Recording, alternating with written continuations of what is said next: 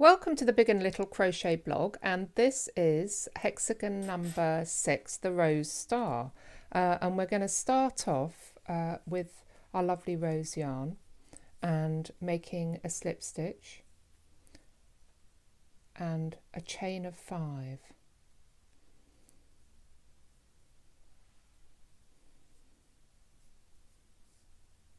And then we join that into a ring and go through that very first chain and pull the yarn through with a slip stitch.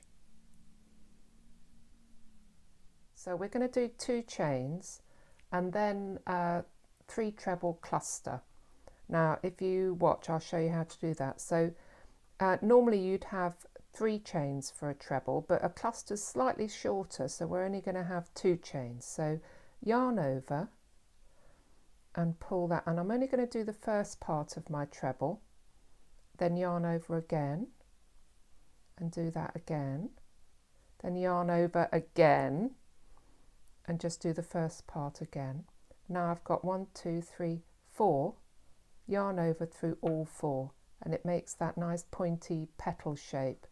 Now there are 3 chains in between each one.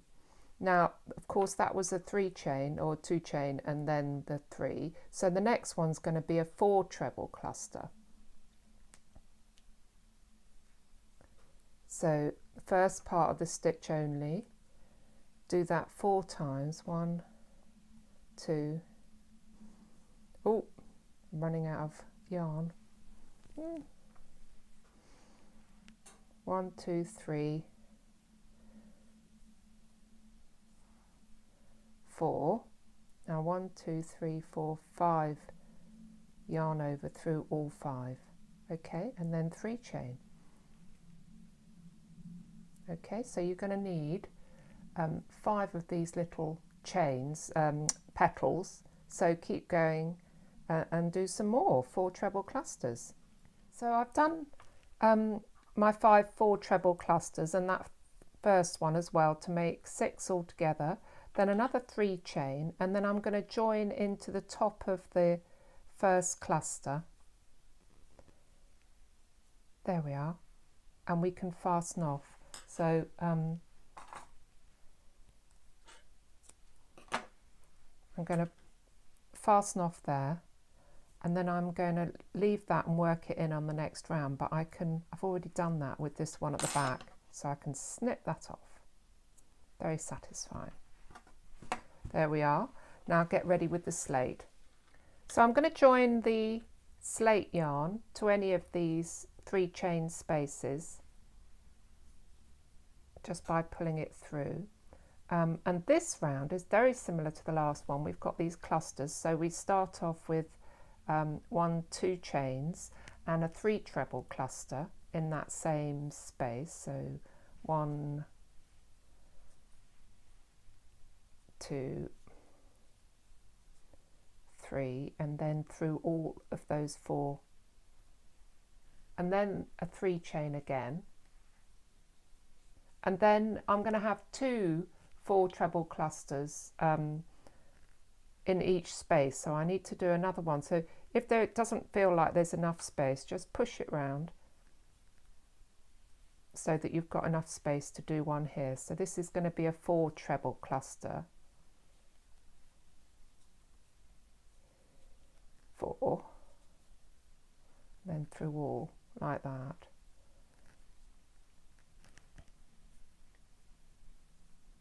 and then another 3 chains, so 2 4 treble clusters in the next one, and I'm going to lay that pink yarn round so that it gets bound in rather, I should say. There we are. So keep going, 2 4 treble clusters in each of those spaces. So again, at the end of that row I've done 3 chains, and I'm going to join with a slip stitch to the top of that first cluster, and we can cast off by just pulling that through. There we are. Now I'm going to rejoin the rows to do the next round. So the next round is all trebles, so we start off with 3 chain. Let's see, 1, 2, 3, and then 2 trebles into this space. So most spaces have just got 3 trebles in, except for the corner. So in the next space I'm going to do 3 trebles, then 2 chain and another 3 treble. You'll see. 1, oh, got a little knot in my yarn, 2, 3, and then 2 chain and another 3 treble into that same space. And it's the little 2 chain and having the extra stitches that allows the work to go around the corner. So 3 treble in the next one and then another corner, so you double up every other one. So at the end of that round I'm going to join with a slip stitch. Oh, I would if I had my yarn the right way around. There we go. And I don't need to cut off because oddly I've just got right to the end of a ball. So that was good timing. So pull that through with a slip stitch and then fasten off. There we are. And now I'm going to join the slate again and we're going to do a round of trebles. So one way of joining a colour, if you find it fiddly, is just to make another slip stitch. There we are. So I'm going to join to any of these corners and pop that slip stitch through and then do 3 chains and 1 treble into that corner space.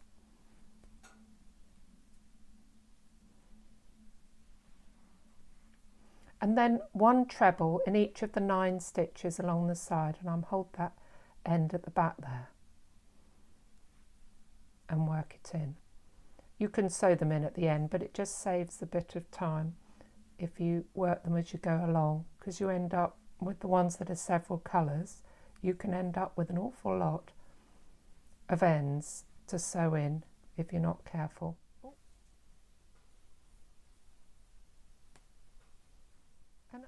So at the corner I'm going to do 2 trebles and then 2 chain and another 2 treble, and then you kick off down the row again. And don't forget that there are 9 down each side, so you need to work into that very first stitch there, which looks a bit like it's part of the corner, but it isn't. Okay, so keep going all the way around and we'll bind that end in as we go around. When we get to the corner, we're going to do another 2 trebles in that last corner space. You did the first 2 when you started the round, and then 2 chain and join with a slip stitch to the top of that 3 treble, trying to go under 2 bars if you can. If you go under 1, you can, I'll show you what happens. If you go under 1, you can get this rather sort of gappy thing going on.